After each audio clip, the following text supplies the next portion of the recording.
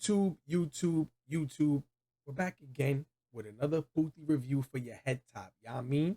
I brought back my boy Lou because he's the one that told me stop slacking and get in the movie theaters to watch this movie. All right. But if you haven't liked, subscribed, or shared anything, go ahead and do that. All the links, all the follows, all the social medias, all that good stuff will be in the description down below. Not only for me, but for LuNievesJr. Okay. Oh, thank you. All right. The owner of Landmine Productions. Look.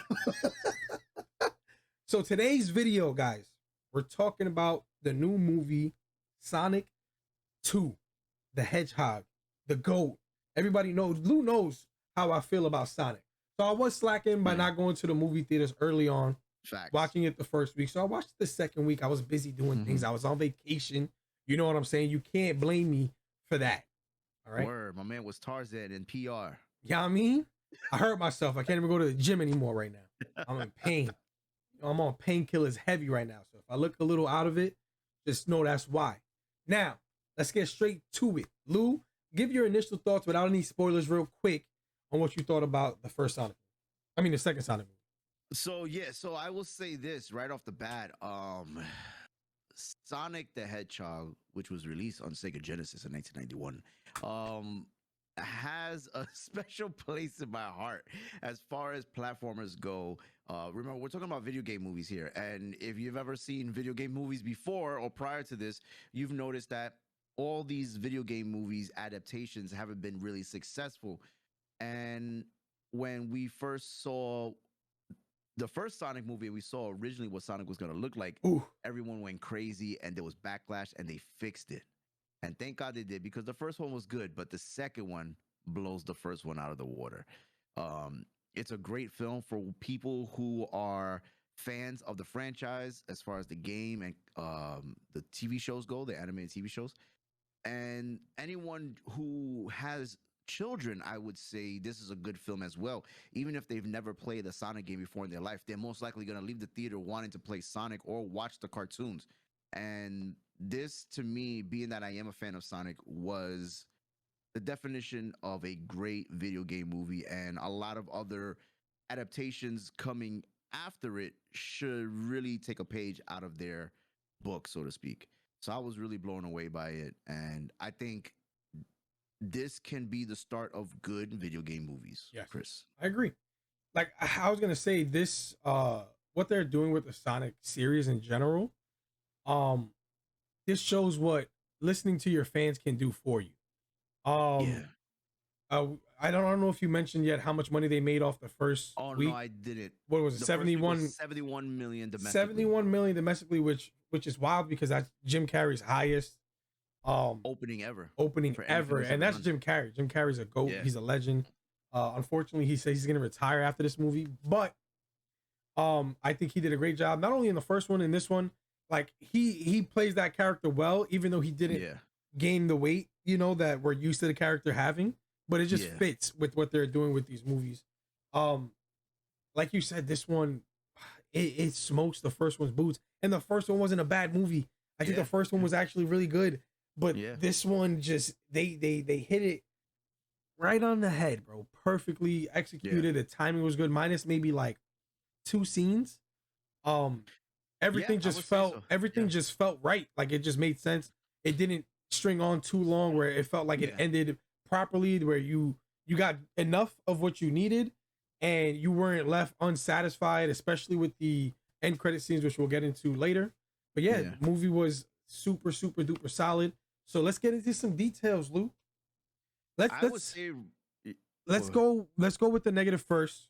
The scenes that you didn't like, what you didn't like from the movie in general. Go ahead. Yeah, so when Chris came out of the theater, we spoke a little bit through text, and I told him, wait, before I even get to what happened, we'll talk about that at the end.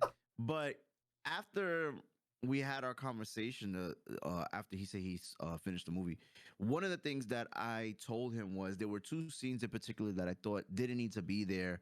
And I don't know if this is spoilery, so to speak, but there's a scene in the movie where Sonic and Tails are doing a dance-off, and it felt like I was watching White Chicks, and I was like, it doesn't need to be there. It didn't progress the story. It didn't do anything to benefit the movie. I think it was just, oh, let's just have fun with these characters. So I thought the characters I'll say this. I thought the characters, as far as Tails and Knuckles, they did really well in the film. I felt Idris Elba. Fuck, we have to do that again. No. Why is his name such a tongue twister for you, yo? Because you fucked it up for me, bro. You kept calling him Idris Elba. Nah, but you messed up Idris, bro. Idris, did I not say that right? I said no. Idris. Yeah, look, that's. I'm not even gonna say the actor's name, man. I'm just gonna say I thought the Idris Elba. Yeah. All right. So as far as the characters are concerned, Tails and Knuckles I thought were great. Great additions to the movie. I also felt that when Sonic was on scene with either of them, they were great together. Whether it was Sonic and Knuckles together or Sonic and Tails, they did great together on scene. But just that scene, like I was mentioning earlier, is just that dance-off scene to me didn't do well for me. I felt like that they could have did without that. And lastly, the fake marriage scene. I felt that was added to introduce GUN. And I was like, they could have went another way. And then after they get caught by Gun, they like stretch it out, like the whole rescue mission and showing off Tails is technology and technology.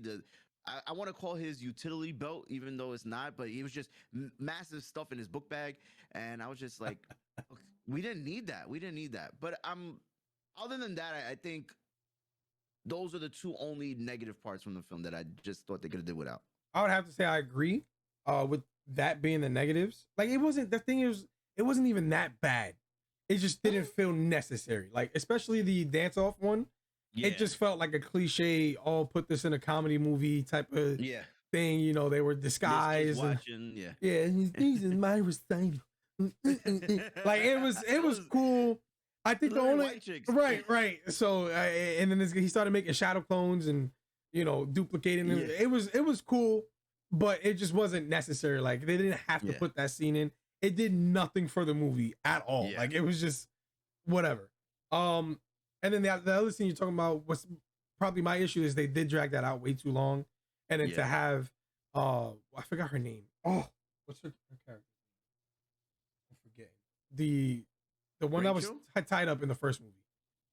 Yeah, it's Rachel. That's the wife's best friend. Yeah. Maddie's best friend. Her becoming like a gangster and doing all this extra stuff with the technology was just super dragged out. Whatever. Yeah. On the golf cart. Right. I'm surprised I didn't see the Shamar Moore with the braids or whatever. He usually has the Tyler Perry braids locked in. But but yeah, overall, what did you feel were the good parts of the movie? I mean, I know we both enjoyed it overall. So go ahead. What did you feel were the I think the animation was amazing.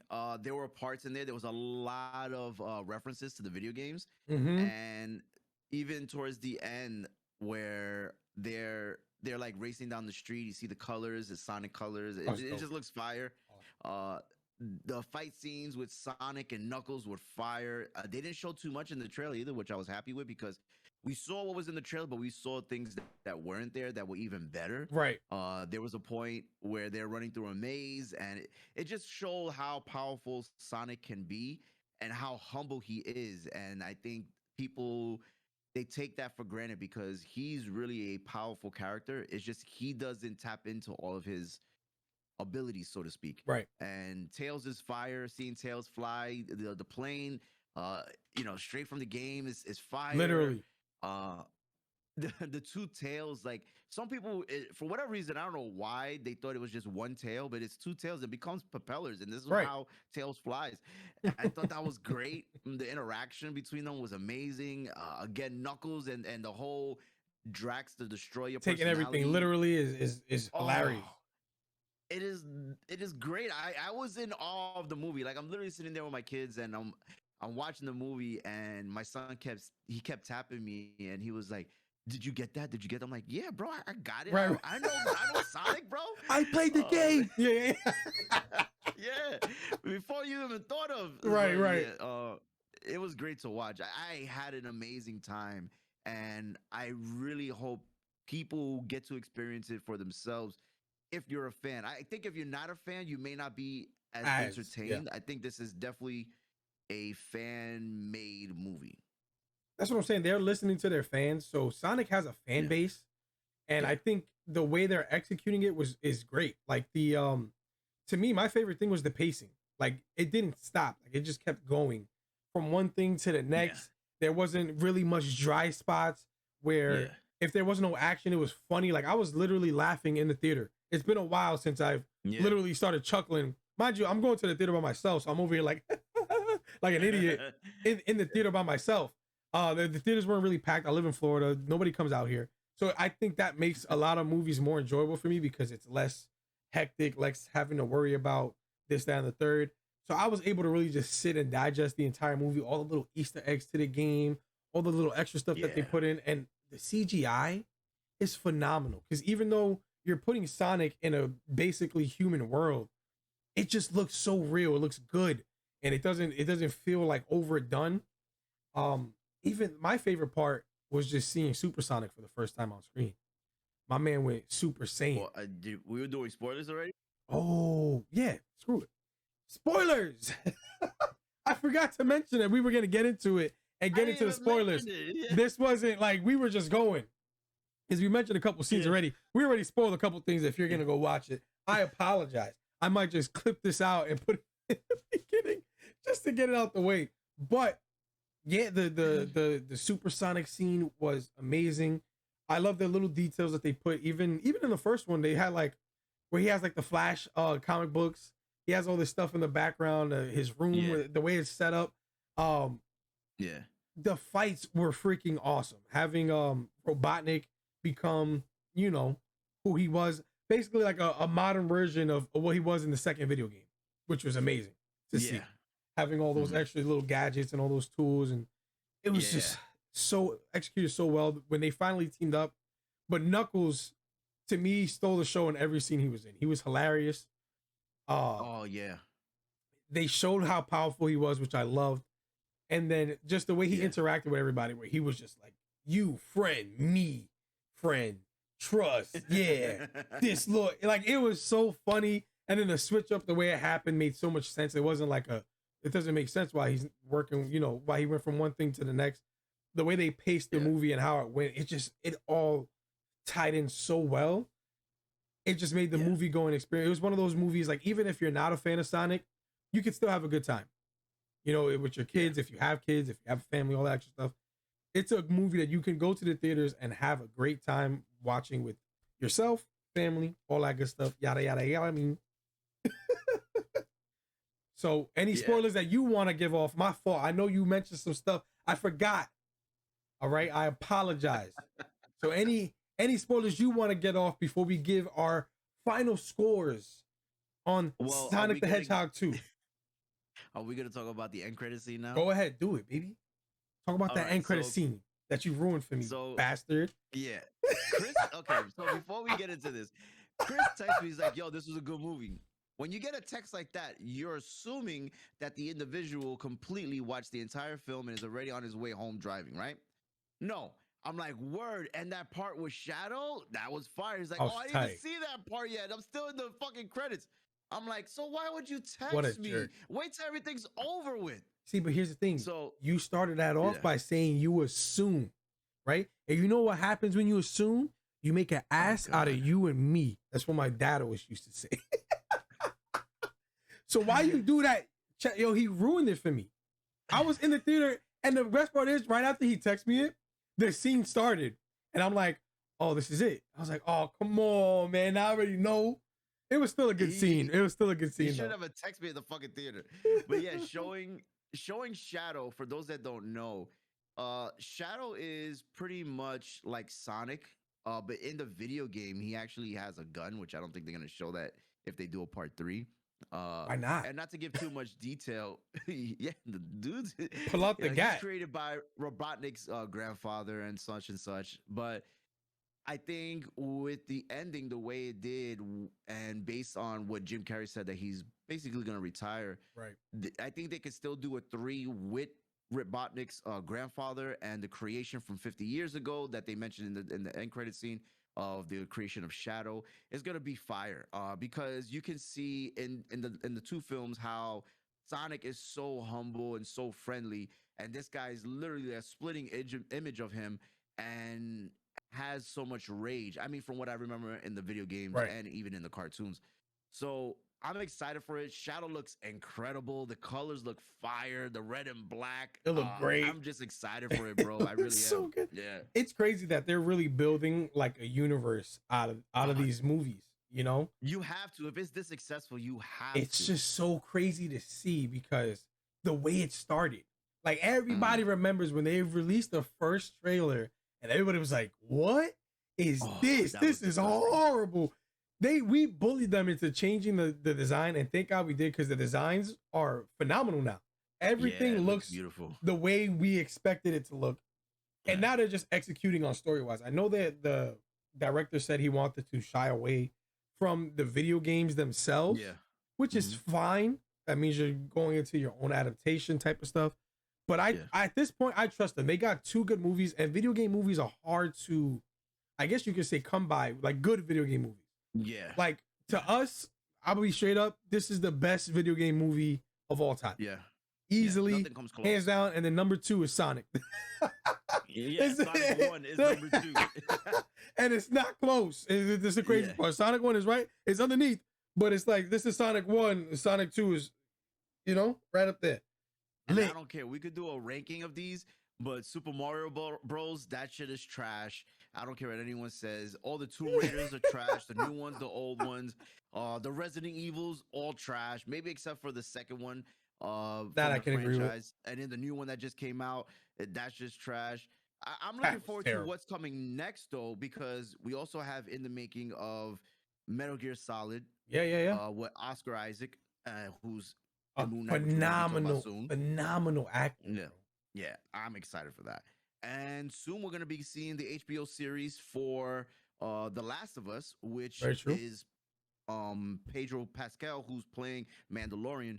And now I know Chris is going to be talking about it soon, Halo. So, there's a lot of video game stuff coming out. You got TV shows, movies, and to see it finally be executed. It has to do great. Right. It has to do great. To finally see video game content being created the right way instead of just, because I'm okay with sticking to certain things, but changing it, making it your own. You know what I mean? And I feel like a lot of these movies or TV shows are doing that, where it's like, hey, we're taking from the original, but we're not gonna give you the same exact stories that you played in the video game.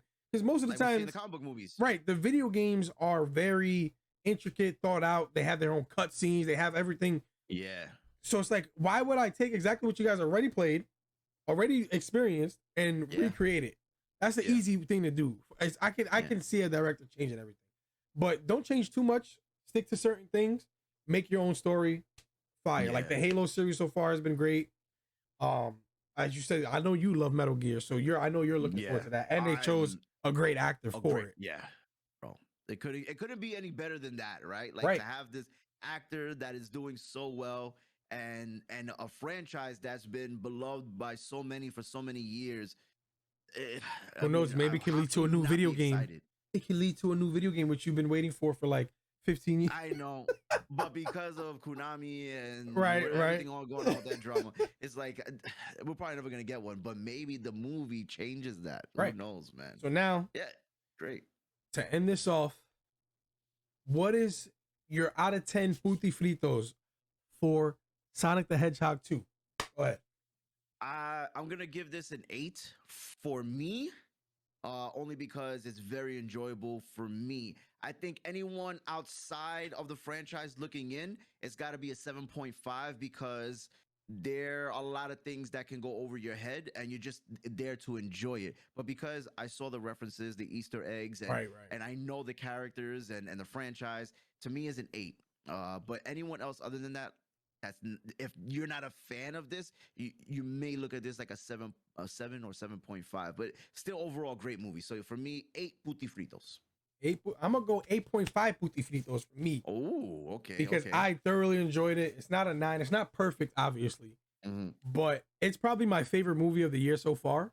that I've watched in 2022. I'm not gonna lie. To me, I had a better time watching this than every other movie I've watched so far in 2022. Just keeping it a buck. Wow, so better than Morbius.